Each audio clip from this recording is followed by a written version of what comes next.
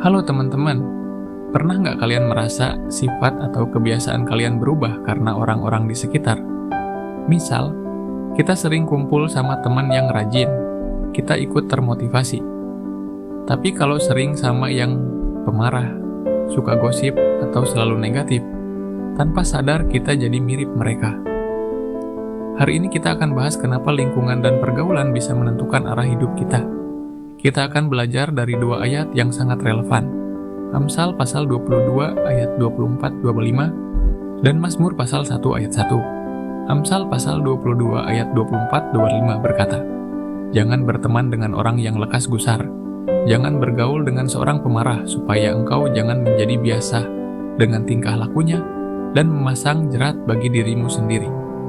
Lalu Mazmur 1:1 berkata, "Berbahagialah orang yang tidak berjalan menurut nasihat orang fasik, yang tidak berdiri di jalan orang berdosa, dan yang tidak duduk dalam kumpulan pencemooh."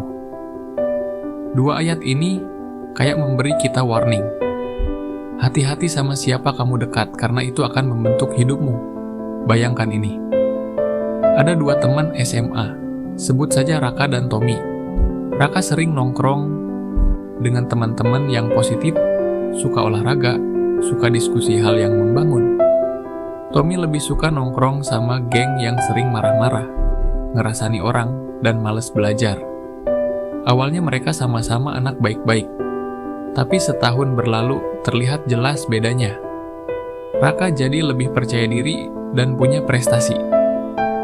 Tommy sering bolos, gampang tersulut emosi, dan prestasinya turun. Ini persis seperti yang dikatakan Amsal. Kita bisa ketularan sifat orang yang dekat dengan kita. Poin pertama, Amsal bilang, jangan bergaul sama orang pemarah supaya kita nggak ikut terbiasa. Artinya, emosi itu menular.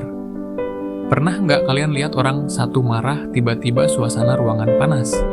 Atau ada satu orang negatif di grup chat, semua orang jadi ikut kesal?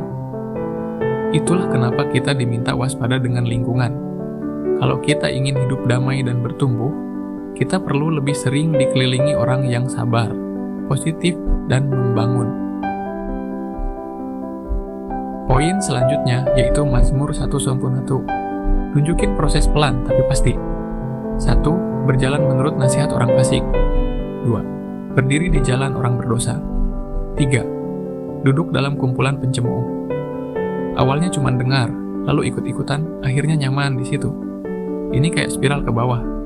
Kita mungkin pikir, cuma ikut nongkrong kok. Tapi lama-lama nilai kita bergeser.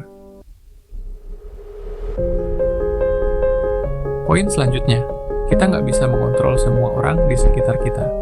Tapi kita bisa menentukan siapa yang paling dekat dengan kita. 1. Pilih teman yang memotivasi. 2. Batasi kedekatan dengan yang menyeret ke bawah. 3. Isi pikiran dan hati dengan hal-hal positif. Ini bukan berarti kita menghakimi orang lain, tapi kita menjaga hati dan masa depan kita sendiri.